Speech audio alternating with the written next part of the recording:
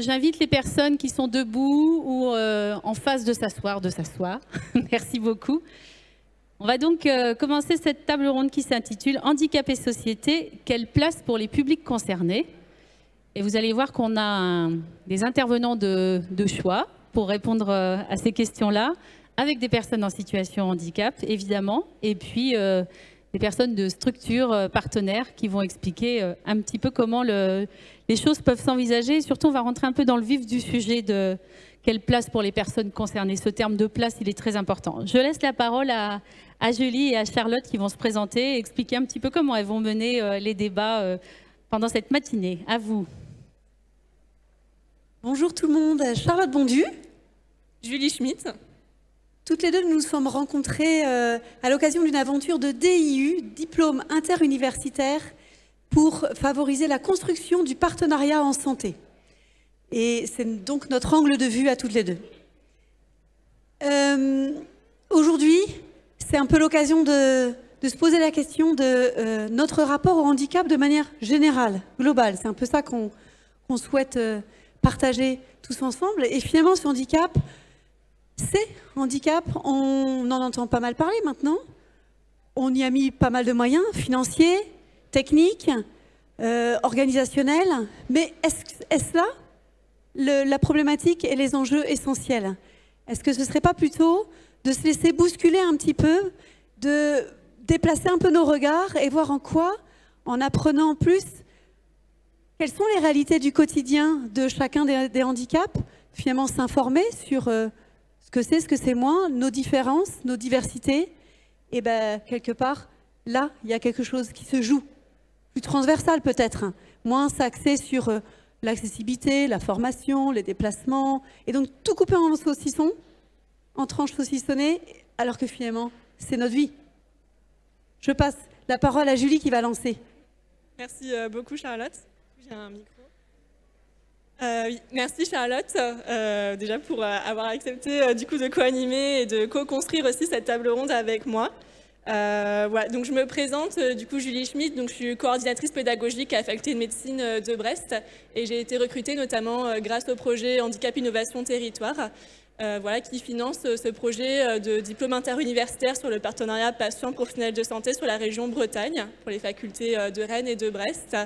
Et aussi l'idée d'intégrer des patients, des personnes en situation de handicap au sein de la faculté de médecine pour enseigner aux futurs professionnels de santé, aux étudiants en santé, aux professionnels dans la formation continue initiale.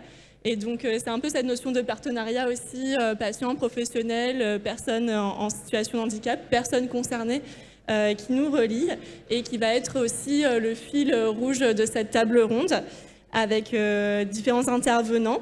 Donc au niveau un peu cette table ronde, on l'a construit tous ensemble. C'était vraiment l'idée aussi là de construire ensemble. Et donc on a deux parties clés qui sont ressorties des discussions dans ce travail de construction. En premier, du coup, les intervenants vont échanger sur les perceptions et représentations sur le handicap et les réalités individuelles et sociétales vécues par les personnes concernées. Et puis ensuite, il y aura une deuxième partie sur comment faire société et apporter vraiment des réponses aux barrières qui sont encore existantes aujourd'hui pour vraiment faire société au mieux. Voilà, avec le retour aussi d'expérience des personnes ici présentes. Et donc, je vais laisser tout de suite les personnes présentes se présenter. Donc, Caroline, Thierry et Nicolas. Bonjour à toutes et à tous, je suis Caroline Lenorès-Lecoq, je suis chargée d'études pour Audelor, donc agence d'urbanisme et de développement économique et technopole du Pays de Lorient-Quimperlé. Thierry? Oui, c'est bon. Ouais, bonjour à tous, donc je suis Thierry Goua, je suis intervenant pair indépendant. J'ai suivi une formation à la RIFT d'Angers Il s'agit du coup de, on va dire, qualifier une expertise personnelle, une expérience de vie. Donc ça, c'est mon côté intervenant pair. Et je suis aussi par ailleurs chargé de mission au sein de l'association Grandiose. Je m'occupe du développement de cette association. Et c'est une association qui a pour but un petit peu de mettre en lien des personnes en situation de handicap, leurs proches, leurs accompagnants, tout ce que je nomme l'handisphère, et se mettre en lien pour pouvoir se proposer ensemble des solutions de vie, des solutions d'existence, et développer le champ des possibles, comme on dit. Voilà. Alors, oui, ça marche. Alors moi, c'est Nicolas Deschamps, de mon nom de civil. Voilà, moi je suis intervenant père aidant en psychiatrie et j'ai été formé à la père aidance du côté de Locminé il y a 3 ans. Pour l'instant, on attend encore d'avoir du travail et comme le monde de la psychiatrie évolue assez lentement, hein, on n'en est pas encore dans des perspectives de travail certaines à une échéance donnée. Donc voilà, pour le moment on patiente et puis voilà, moi je suis père aidant et donc j'interviens ici en ma qualité de membre du GEM de Vous et Nous d'Auray. C'est quoi GEM? Groupe d'entraide mutuelle. Merci. C'est là qu'on se réunit pour des activités avec tous les gens qui ont des soucis de santé psychique. Et voilà, moi j'ai connu la schizophrénie pendant 20 ans, donc ça n'a pas été facile. Ça a été du boulot, mais je suis content d'être là aujourd'hui pour en témoigner. Et je vous remercie de votre présence et de votre écoute. Merci. Merci à vous trois de vous présenter, de nous réunir, de prendre le risque, de s'ouvrir un peu à tout le monde. Et puis finalement de prendre aussi plaisir à se retrouver sur un thème comme celui d'aujourd'hui. Donc on parlait, quelles sont nos réalités aujourd'hui? Quelles sont les réalités des handicaps dans nos quotidiens? Peut-être que Caroline peut nous amener quelques éléments pour commencer et auxquels Thierry et Nicolas pourraient croiser vos réalités à vous, les réalités individuelles que vous connaissez, mais aussi des collectifs auxquels vous appartenez, l'un et l'autre. Merci beaucoup. Alors effectivement, je vais reposer 2-3 éléments de cadre, même si je crois que sur la table ronde précédente, il y a eu déjà beaucoup d'éléments proposés, mais peut-être repréciser le rôle d'Audelor dans le projet HIT. Alors si on peut avoir la première slide, avec un certain nombre de travaux qui ont pour vocation de participer à la connaissance de ce qu'est le handicap, de ce qu'il représente sur le territoire, de comprendre les regards, les réalités à la fois des personnes en situation de handicap et le regard que peuvent porter les habitants d'un territoire sur cette question du handicap. Donc on réalise un certain nombre d'études et de travaux, donc un observatoire annuel avec la mise à jour d'une douzaine d'indicateurs. L'objectif étant de pouvoir un peu mesurer sur la période du projet HIT les évolutions en termes de réalité statistique. Et puis, deux enquêtes études spécifiques, alors en fait 6, puisque ces deux enquêtes ont vocation à être renouvelées à 3 périodes différentes, donc en début de période de projet, au milieu du projet HIT et en fin de projet HIT.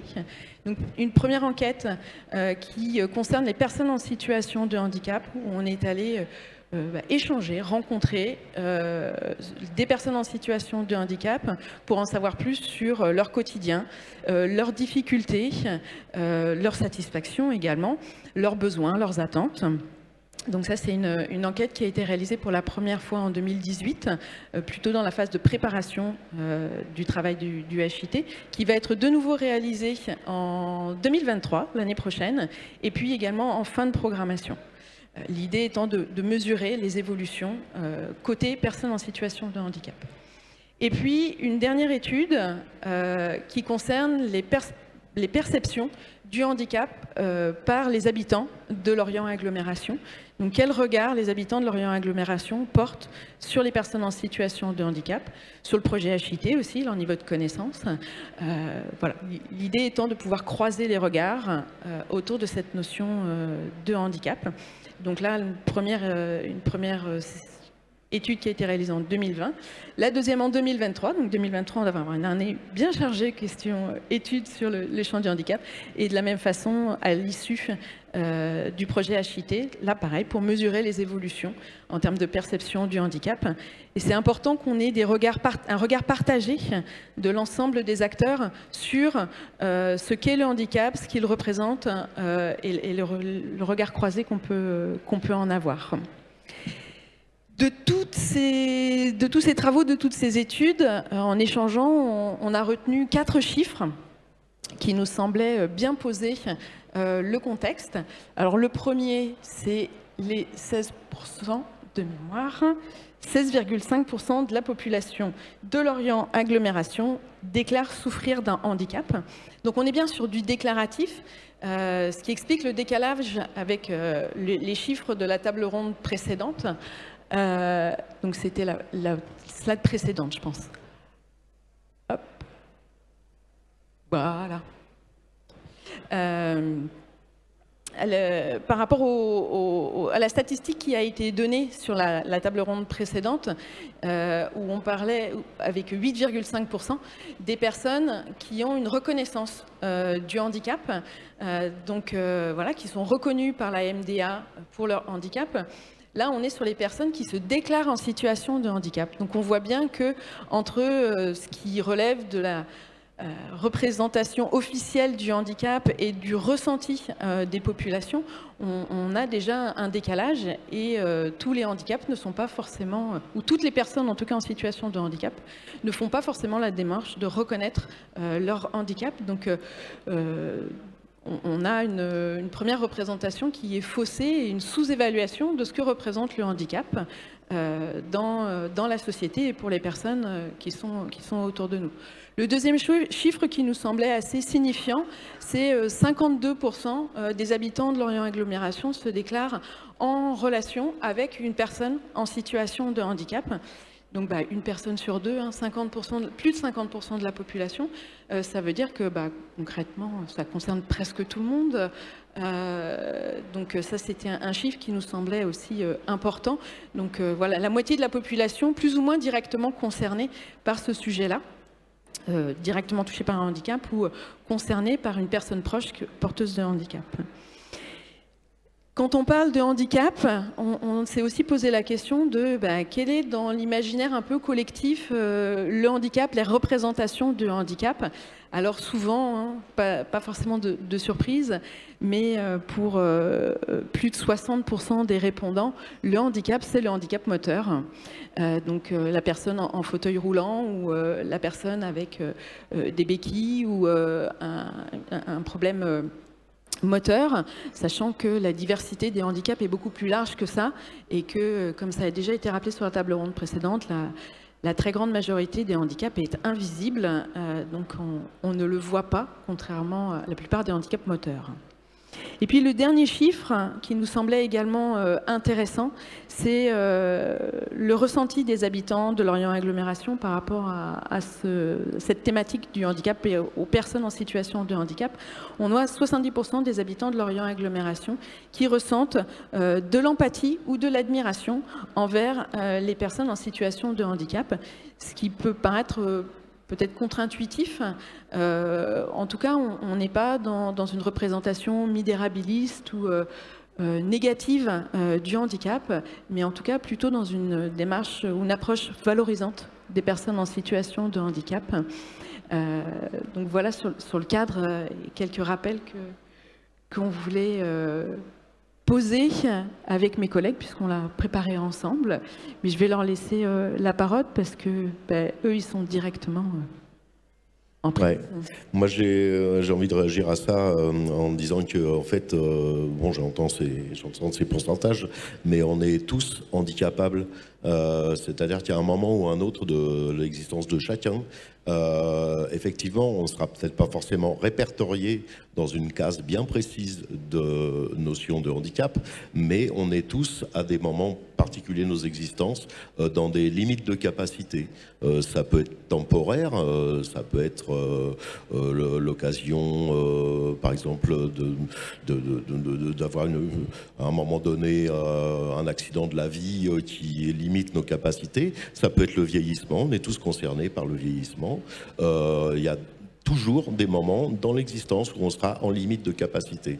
Donc effectivement, la notion, elle est commune. Handicap, c'est un terme qui est utilisé en France particulièrement, mais il y a d'autres pays où on parle plutôt de limite de capacité. Donc c'est un concept, c'est un regard qui est à analyser, en tout cas à analyser ensemble le fait de pouvoir par moment voilà, être limité. Donc je trouve que le champ purement des chiffres, il est très intéressant et très important pour pouvoir agir concrètement dans des domaines précis. Mais globalement, la notion de handicap, c'est quelque chose qui interroge l'existence, qui interroge le fait d'être. Voilà, d'être, de se reconnaître entre soi et d'être reconnu aussi. Et aussi, ça parle de la méconnaissance de la différence. Donc là, c'est plus une approche un petit peu philosophique de la notion de handicap, mais en tout cas, voilà, j'avais envie d'opposer ça aux chiffres de façon générale. Oui, alors merci Thierry. Moi, je suis d'accord avec Thierry sur la question du fait qu'on est tous peut-être un peu handicapables à certaines périodes de notre vie. D'ailleurs, dans la maladie qui a été la mienne, la schizophrénie, vous avez des périodes de rémission, vous avez des périodes de... Voilà. Donc, heureusement, d'ailleurs, parce qu'on ne pourrait pas tenir si ça devait durer aussi durement que ça peut se manifester à l'explosion des symptômes, au pic, je dirais, de la maladie, où là, on est totalement démunis. Et donc, ce que je voulais dire, c'est que, voilà, dans la maladie psychique, et donc dont le handicap de la personne est une conséquence, eh bien, c'est un domaine assez mal aimé. C'est un domaine où il y a encore beaucoup d'idées reçues, où il y a encore beaucoup de stigmatisation. Nous, on parle de la stigmatisation, c'est-à-dire de condamnation, que ce soit des regards, que ce soit... Et comme le problème d'une maladie comme la schizophrénie, j'en parle pour l'avoir connue, c'est aussi la reconnaissance de soi, par soi-même. Et donc, voilà, parfois, on a du mal à trouver un chemin et on a besoin d'aide. Et voilà, et c'est un domaine dans lequel il y a beaucoup, et j'insiste là-dessus, il y a beaucoup à faire. Et pour d'abord avoir des rendez-vous de médecins plus fréquents, je ne demande pas à ce qu'il y ait plus de médecins, hein, attention, mais pour que petit à petit, ce monde sorte de l'ombre, il faut accompagner les uns et les autres qui peuvent en parler. Et moi, je ne parle que des traits communs de la maladie psychique. Ceux qui peuvent en parler, qui n'hésitent pas. Voilà. J'ai envie de réagir à ce que tu viens de dire, parce que ça fait partie des éléments qui ressortaient de l'enquête qu'on a réalisée, des entretiens qu'on a réalisés auprès des personnes en situation de handicap. Ça fait partie des attentes. C'était de mieux communiquer sur le handicap, de sensibiliser aussi au handicap, oui, de faire connaître, parce qu'il y a beaucoup finalement de préjugés, d'idées préconçues, de représentations. C'est vrai que alors, dans ta situation, c'est vrai que le handicap psychique, ça fait peur hein, avec tout ce qu'on peut voir aujourd'hui. Donc informer, ça fait partie des besoins qui ressortaient fortement. Vous savez, il y a même des médecins qui n'osent pas dire à leurs patients qu'ils sont schizophrènes. C'est terrible parce que le diagnostic, il est nécessaire pour une progression dans la sagesse de l'évolution de la psychiatrie. Il faut juste, voilà, c'est pas une classification où on vous met de côté, où on vous condamne ou autre chose.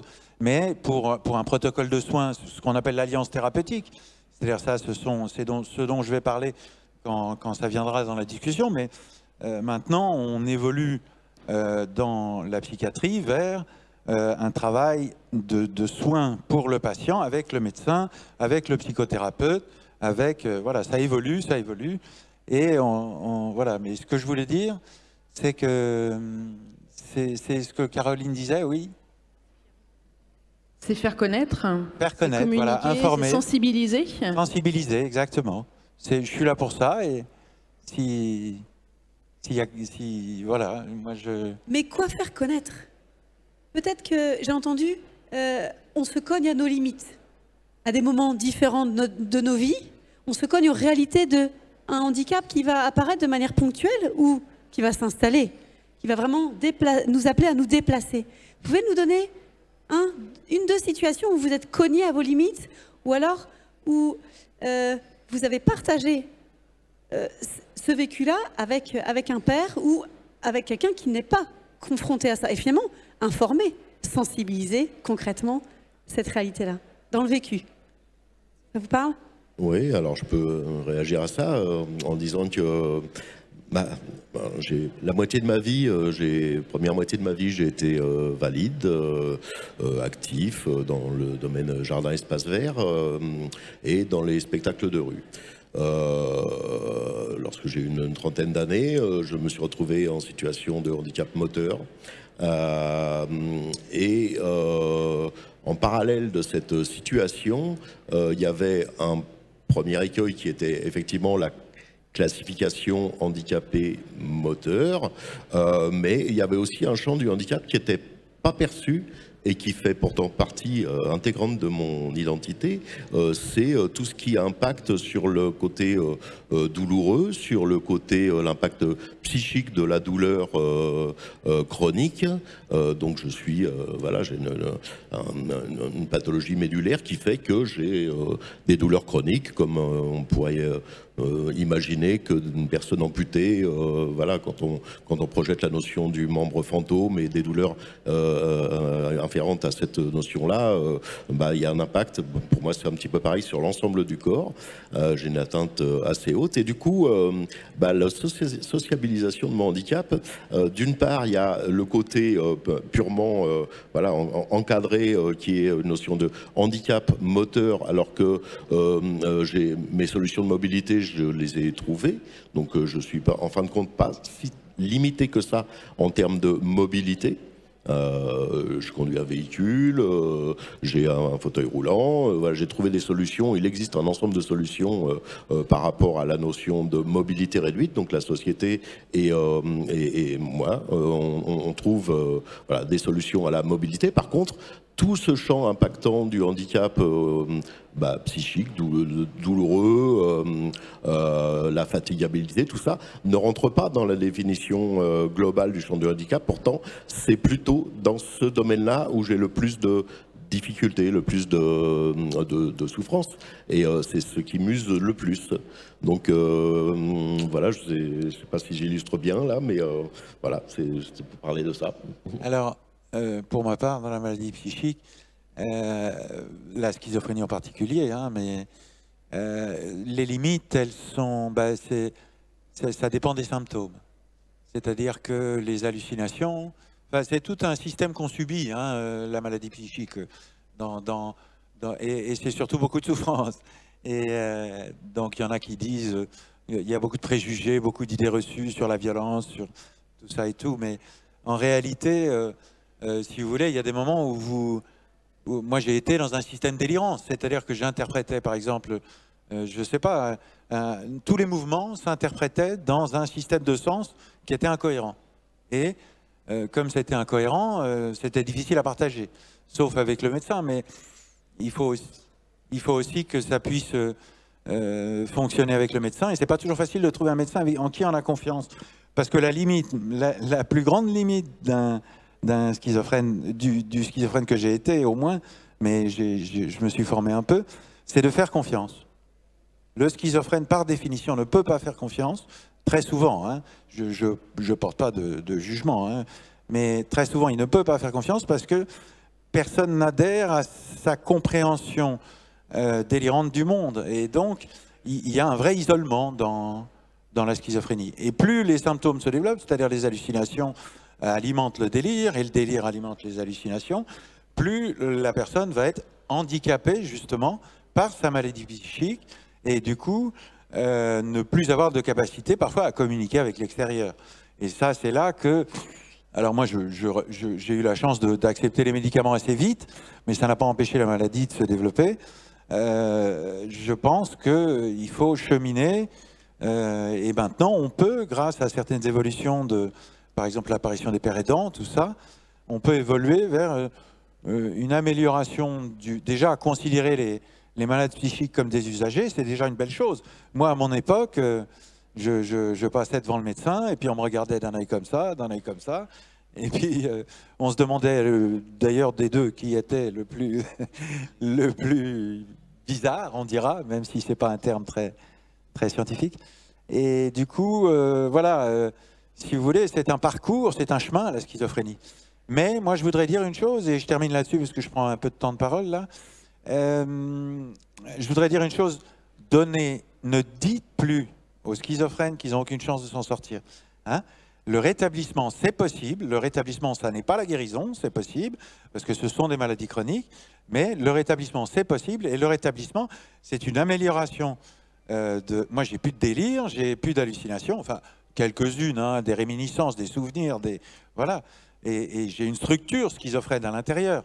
Mais voilà, je peux quand même intervenir avec 4 personnes et m'émerveiller de cette réunion HIT qui promet beaucoup pour la ville de Lorient, mais je ne vais pas parler trop, donc je laisse la parole à Julie. Merci beaucoup à tous les trois et enfin très bonne du coup transition aussi pour la deuxième partie.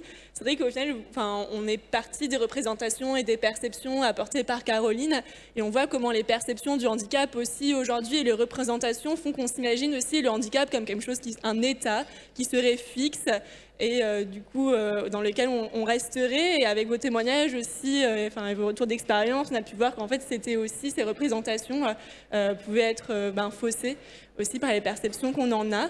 Et donc vous avez un peu, Nicolas, tu as commencé à parler de père aidance aussi notamment avec Thierry et du coup ça apporte un peu aussi vers la deuxième partie, comment faire société et comment aussi de par votre vécu, la participation des personnes concernées, elle peut permettre aussi une amélioration et un fait, du coup, un vivre ensemble, merci Charlotte, qui est plus favorable. Voilà, donc je vous laisse tous les trois répondre à cette question.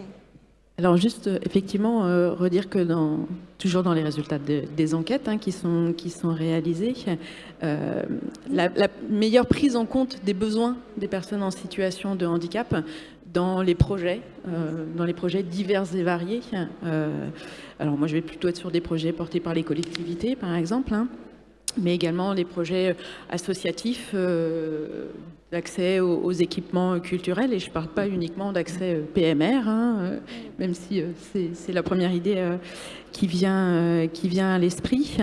Et effectivement, Julie, tu l'évoquais, ce besoin aujourd'hui de mieux intégrer les personnes en situation de handicap dans la conception et l'élaboration des projets pour bien identifier les réponses à apporter, déjà identifier où peuvent être les difficultés que rencontrent les personnes en situation de handicap et quelles réponses y apporter.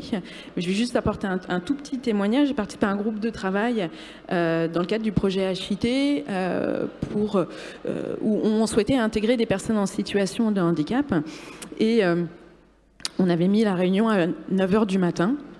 Et pour des personnes en situation de souffrance psychique, être prêt à travailler à 9h du matin, c'est pas possible.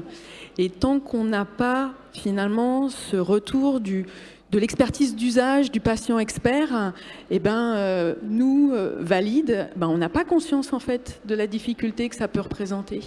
J'étais à Caudan sur une soirée la semaine dernière où il y avait une personne aveugle, parce qu'elle disait « il faut appeler un chat, je ne suis pas non-voyante, je suis aveugle », où elle disait les poteaux, qui empêchent le stationnement anarchique dans la ville, c'est super. Sauf que s'ils sont gris sur du bitume, bah nous on les voit pas. Enfin, elle parlait des malvoyants en l'occurrence.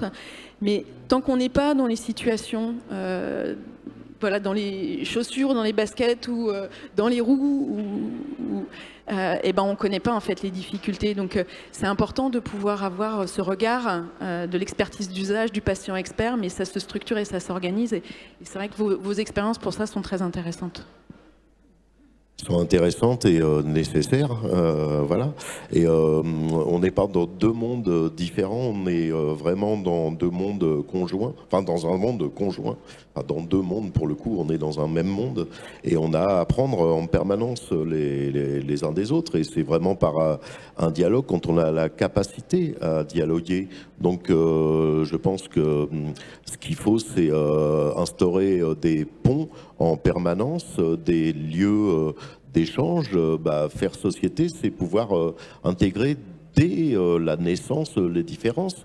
D'abord, l'histoire du handicap, on peut y rentrer de par sa naissance, on peut naître handicapé. Dans ce cas-là, on est en situation de handicap parce que le schéma corporel qu'on intègre, il est celui qu'il est dès le départ. Il est différent de celui des autres, mais il n'y a pas un moment où il y a un changement. Il y a une adaptation permanente depuis la naissance. Ce qui est différent des accidents de la vie ou des maladies qui mettent en situation de handicap. Là, on va parler peut-être un petit peu chiffres. En gros, il y a de mémoire, je crois que c'est à peu près 20% de handicap inné, 80% de handicap acquis. Donc déjà, pour 20% des personnes en situation de handicap, c'est la société qui est handicapante, c'est pas leur concept personnel. Par contre, pour les 80% restants, il y a une relecture qui se fait du rapport à soi et aux autres. Et du coup, on a intérêt dès le départ, dès la petite enfance, quand l'essentiel des handicaps arrive vers l'adolescence. Donc les accidents de la vie, ouais, c'est autour de, ça commence vers la majeure partie, c'est 14-15 ans, voilà. Puis après sur tout le long du parcours, de ce moment-là jusqu'à la fin de la vie, c'est en permanence un dialogue qui doit s'instaurer, une co-construction d'une société qui doit être attentive, prévenante. On est dans un pays qui a les moyens de ça, dans une région qui fait des efforts pour ça. Donc je crois qu'il faut s'appuyer là-dessus pour construire, un monde meilleur ensemble. Je reviens à ma question du concret, du quotidien, du vécu. C'est simple de comme ça s'allier avec les uns les autres pour réfléchir à comment on fait. Comment ça se passe? Est-ce que ça réveille des choses ou ça facilite, ça craint? Il y a des craintes. Il faut déjà se reconnaître et donc se faire aussi entendre, donc se reconnaître soi, être reconnu et se faire entendre. Donc non, c'est pas simple, d'autant plus qu'il y a des tas de barrières sur des a priori. Moi, je pense souvent j'aime bien prendre l'exemple du délit de sale gueule parce que j'ai beaucoup fréquenté les grands brûlés. Et souvent, des personnes sont tout à fait fonctionnelles physiquement, intellectuellement à peu près correctement constituées, et rencontrent une situation de handicap simplement parce qu'ils ont une sale gueule. Et ça, effectivement, c'est une difficulté qui est très difficile à dépasser. D'ailleurs, les grands brûlés de la face ont un taux de suicide extrêmement élevé alors qu'ils sont fonctionnels. Ils ont juste une sale gueule, ils sont juste différents. Donc c'est quelque chose qui peut interroger sur ce qu'on a à faire ensemble, sur le regard qu'on a apporté sur les différences. Oui, ça, je rejoins profondément Thierry là-dessus. C'est que, tout va bien, mais il y a vraiment des enjeux de vie à sauver. Vous voyez ce que je veux dire? C'est-à-dire que on évolue dans une société où les paramètres du plaisir, tout ça et tout, je ne juge pas, hein, mais je dis simplement que ça peut être parfois un peu insultant pour le schizophrène qui subit l'hyperviolence de la maladie, parce que c'est d'une très très grande violence psychique, hein, Et du coup, voilà, c'est ça mon rôle en tant que père aidant, c'est d'informer, d'autant plus que moi, je suis passé par là. Et en fait, on se trouve avec des situations où voilà, mais je suis optimiste.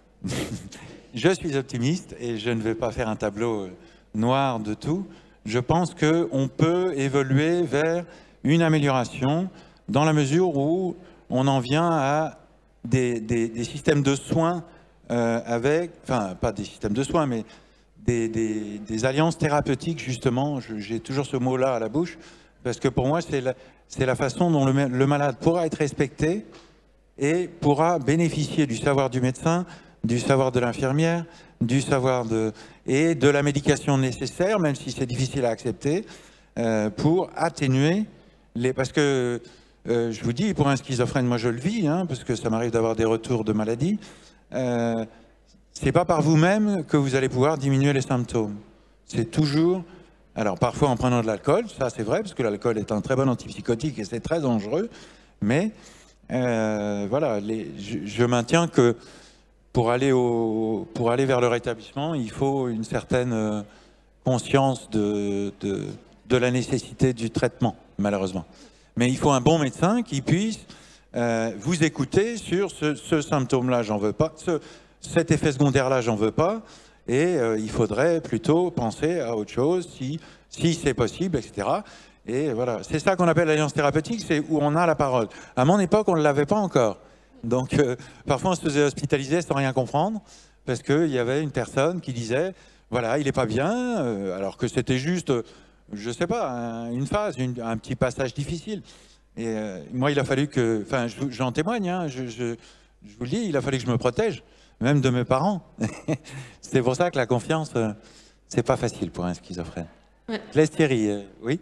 Ouais, non, moi, ce que je voulais souligner, c'est que pour moi, un élément majeur pour instaurer un dialogue, c'est de dédramatiser. Et du coup, que nous soyons, nous, Andy, acteurs de quelque chose qui est un petit peu stimulant, engageant pour les personnes de la société pour lesquelles le handicap est une espèce de frontière infranchissable qui crée une trop grande barrière.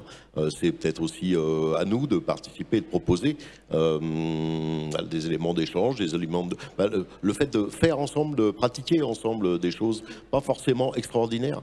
On est handicapé H24, c'est pas de telle heure à telle heure, donc les gestes les plus ordinaires peuvent créer des ponts, des dialogues, des moments d'attention à l'autre et à ses limites de capacité, et du coup être invitant, ça peut amener une meilleure construction d'une vie sociale commune. Sociabiliser surtout, le fait de sortir un petit peu de ses limites, de ces zones de confort dans lesquelles on a souvent tendance à se retrancher quand on a réussi à obtenir un minimum vital. Je ne parle pas des revenus dérisoires liés au handicap, mais on va dire peut-être voilà, un abri, voilà, quelques éléments de confort. On pourrait avoir tendance à essayer de se protéger derrière ça en se disant je survis. Et c'est ça ma vie aujourd'hui. Non, je ne crois pas. Je pense qu'il faut, même avec difficulté, essayer de bousculer un petit peu ça, aller un petit peu au-delà et à prendre le risque de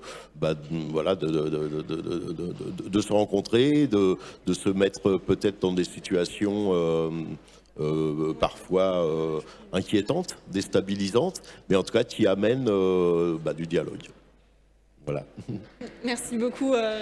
C'est vrai que je rebondis un peu, Nicolas, ce que tu disais il y a quelques années, voilà, la place qu'occupaient les patients dans la relation de soins où n'était pas la même. Et c'est vrai qu'il y a eu une évolution culturelle et sociale aussi pour laisser la place aux personnes concernées.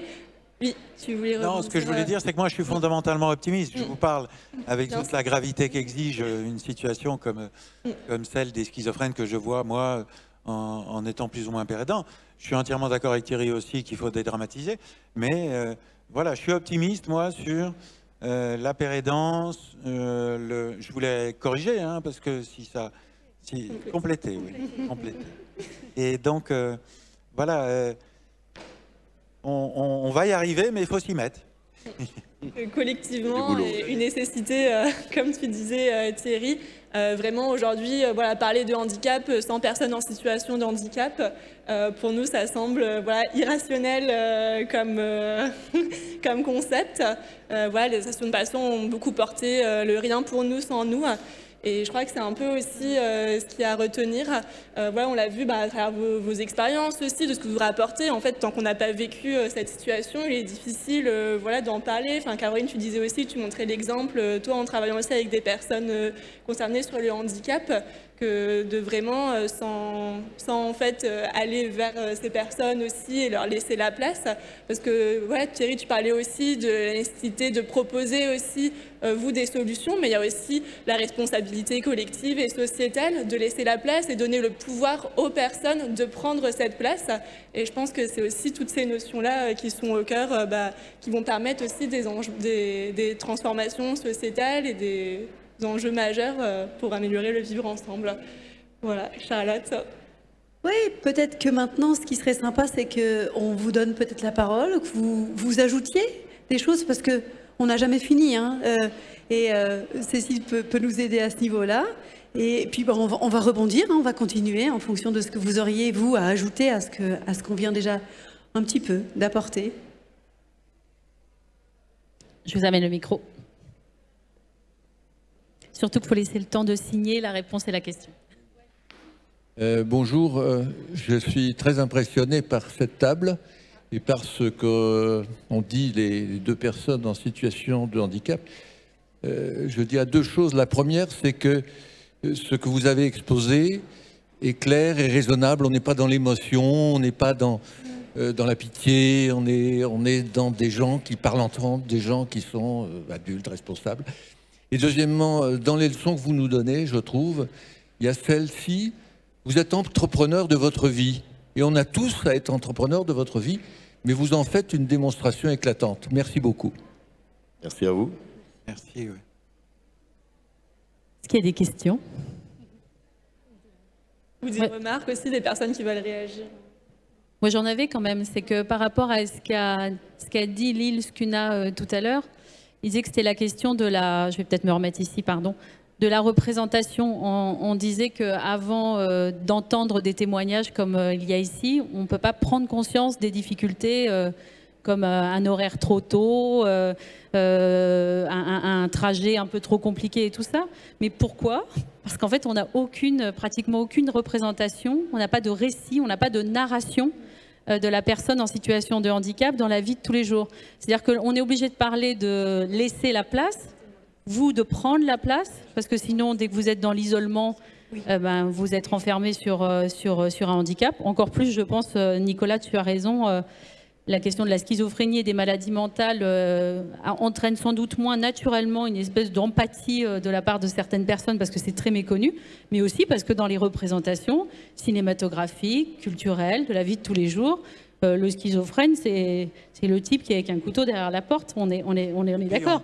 Et puis, je voudrais ajouter juste une chose. On dit souvent que le schizophrène, il est violent. C'est dans les idées, dans les mentalités. Si vous voyez une quelconque violence dans ma façon, des blessures, oui, mais de la violence, c'est à moins que vous poussiez le schizophrène à bout et que sa maladie le pousse à bout et qu'il soit vraiment dans une situation de détérioration de son état intérieur qui aille jusqu'à halluciner sur un film à la télé, parce que, excusez-moi, mais à la télévision, vous n'êtes pas à être un peu moins violent qu'autre chose. Et donc, voilà, donc peut-être que dans un cas limite, mais le schizophrène, c'est surtout quelqu'un qui pense pour lui-même. C'est-à-dire qu'il a son système de réflexion et c'est une chose à savoir, il n'a pas la capacité de comprendre.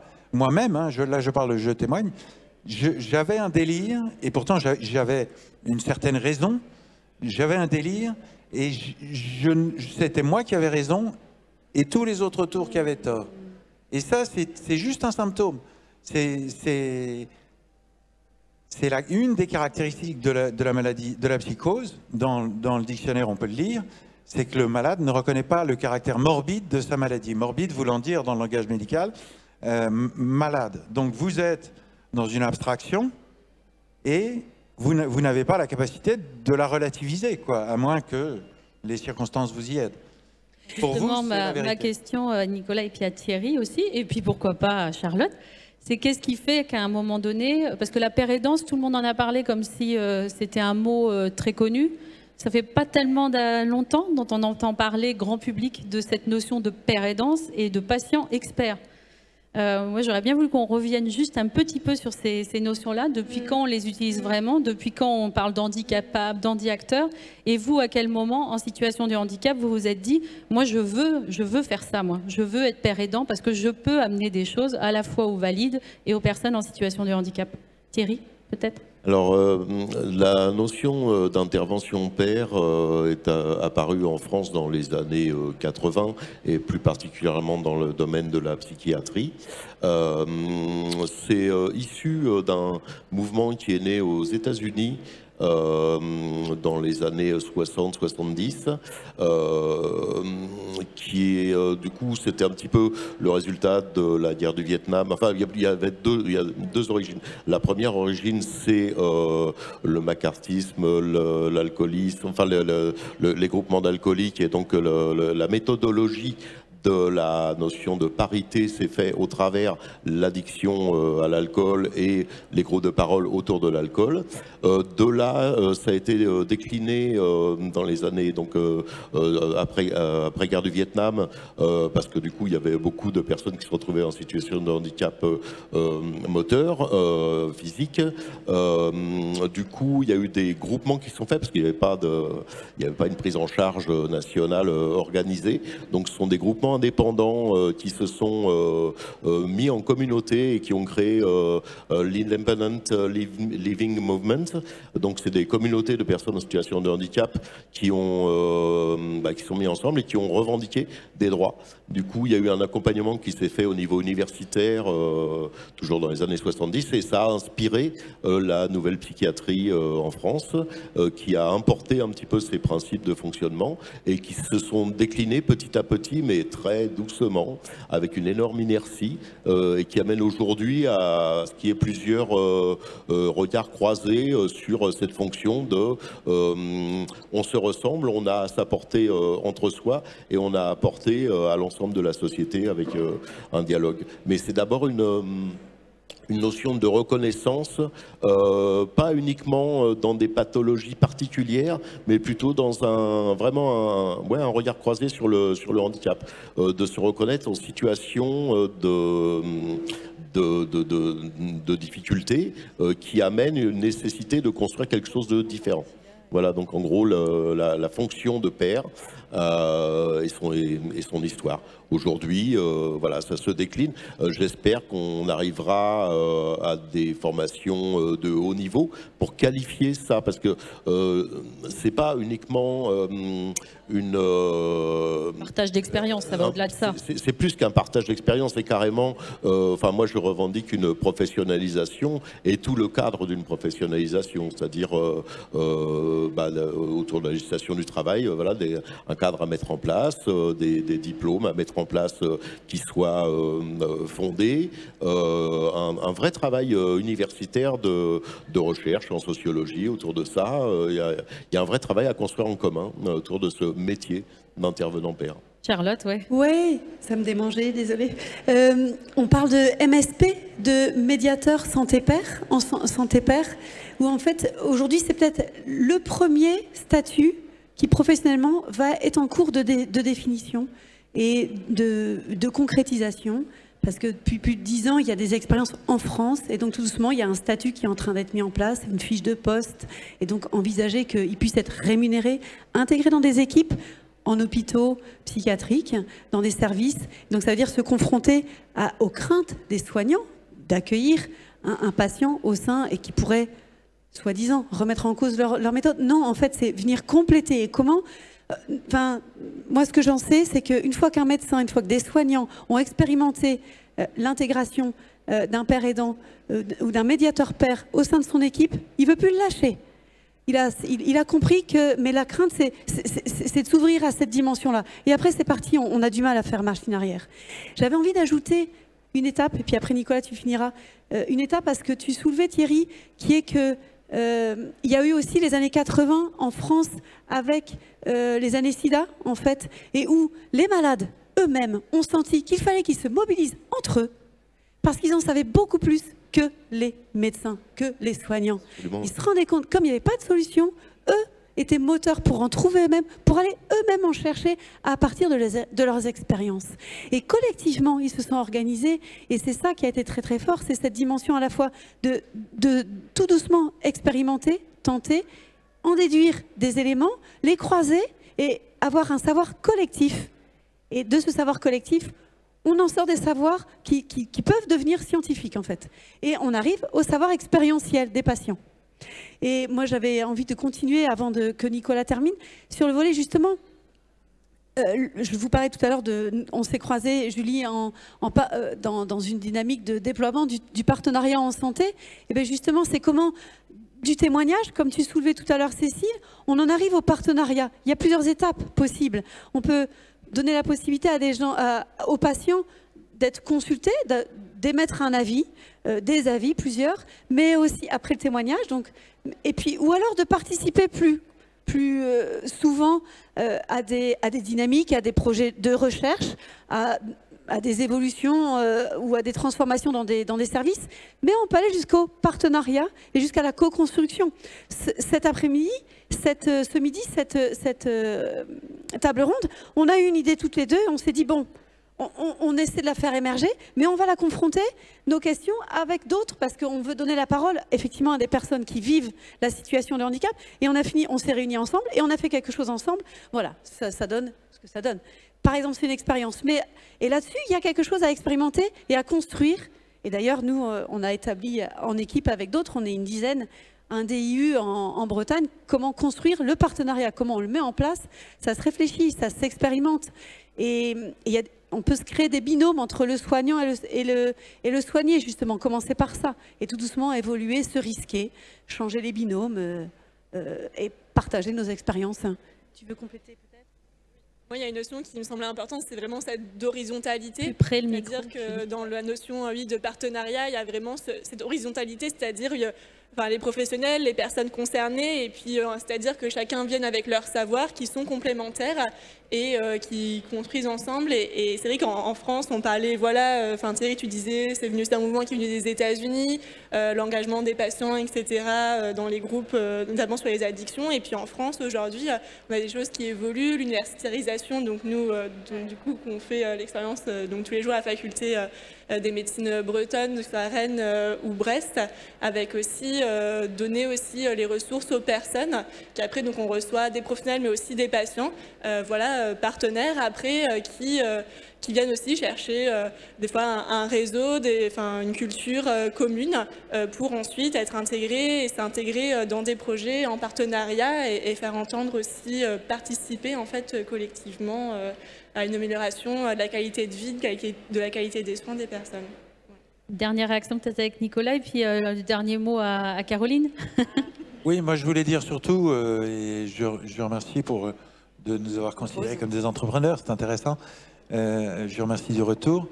La maladie, d'abord, c'est un chemin. Parce que c'est pas... Alors, ça peut venir brutalement, mais c'est un chemin. Comme je le pense, d'ailleurs, le handicap, j'ai moins de connaissances. Voilà. Et donc, voilà, c'est... On dit que la patience obtient tout. Moi, j'avais pas espéré pouvoir un jour communiquer dans une conférence comme ça. Et voilà, alors merci. Mais ce que je voulais dire, c'est que la maladie, c'est un chemin et qu'il y a des coups durs, c'est vraiment... Et pour arriver à sortir des enfermements à la fois psychiques et situationnels, il faut... on sait bien que... Mais c'est intéressant de comprendre que on doit cohabiter avec cette maladie, on doit... Enfin, voilà. Et il faut surtout puiser à la source des racines de ce qui nous fait vivre et surtout ne pas abandonner pendant ce chemin sa soif de sens, la signification et voilà, la philosophie, etc. Et on parle même des religions parfois, mais c'est laissé à la liberté de chacun. Merci. Merci Caroline. Pour conclure. Oula. Il est l'heure. Courage. Moi, on repose la question, quelle place pour les personnes concernées? Moi, j'avais envie de rebondir sur ce qu'a dit Julie tout à l'heure, sur la pérédance et le lien entre patients experts et médecins, enfin le monde médical. Mais j'ai envie de dire, ce serait bien qu'on arrive à sortir justement du contexte médical et à sortir du monde uniquement médical, et que finalement, cette expertise, elle se diffuse dans d'autres sphères de la société, que ce soit dans le monde du travail, voilà, dans toutes les sphères, et que cette ressource, finalement, elle soit systématisée et elle soit naturelle, spontanée, et transversale à toutes les thématiques. On voit que la mayonnaise a pris dans le monde médical, ou en tout cas elle est en bonne voie de le prendre, mais comment est-ce qu'on arrive à diffuser un peu ce modèle-là dans d'autres sphères de la société, sur d'autres thématiques, sur d'autres problématiques? Ce programme. Il y avait une question? Ah, on n'a plus beaucoup de temps, mais ce sera avec plaisir.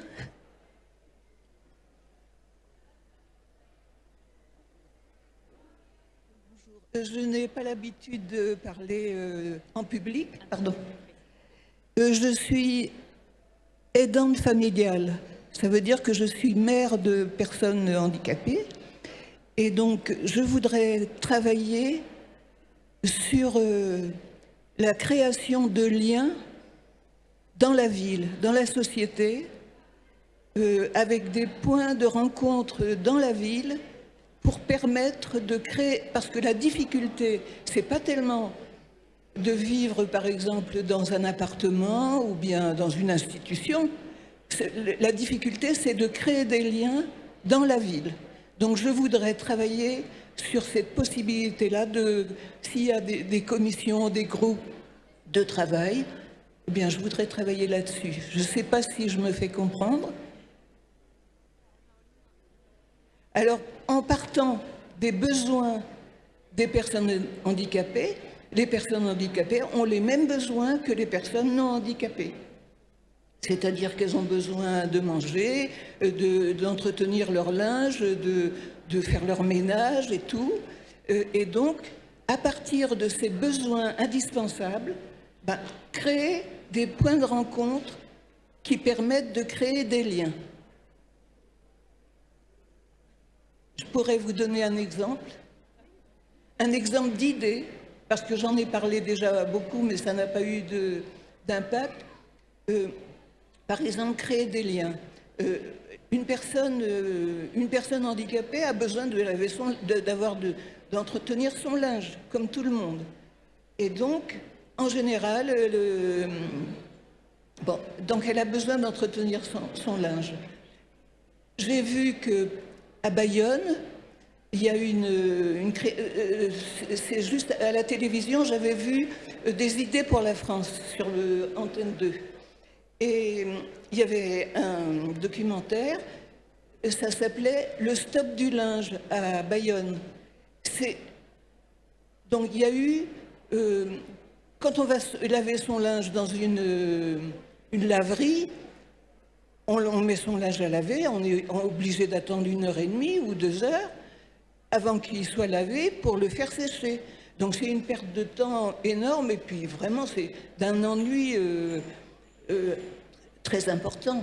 Alors dans ce stop du linge, il y a une famille qui a décidé de faire ça, ce qui fait que pendant que le linge se lave, il y a des activités juste à côté, boire un café, peut-être lire des magazines ou voir une vidéo, par exemple, ou bien se faire couper les cheveux ou se couper les ongles, ce qui est un problème pour les personnes handicapées, se couper les ongles.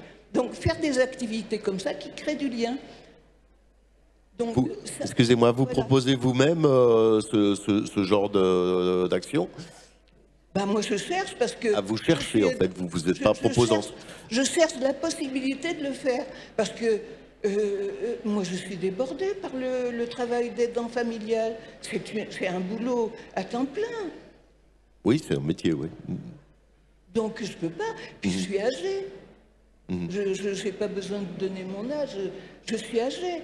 Donc J'ai beaucoup cherché, j'ai beaucoup fait. Je pense qu'il peut peut-être y avoir, effectivement, je ne connais pas bien le territoire de la ville de Lorient. Voilà, moi, j'habite dans le Tarn, mais il y a parfois des propositions collectives, des lieux de vie adaptés, collectifs, qui permettent de partager des actions du quotidien. Je ne sais pas s'il y a des lieux de ce type-là sur la ville de Lorient.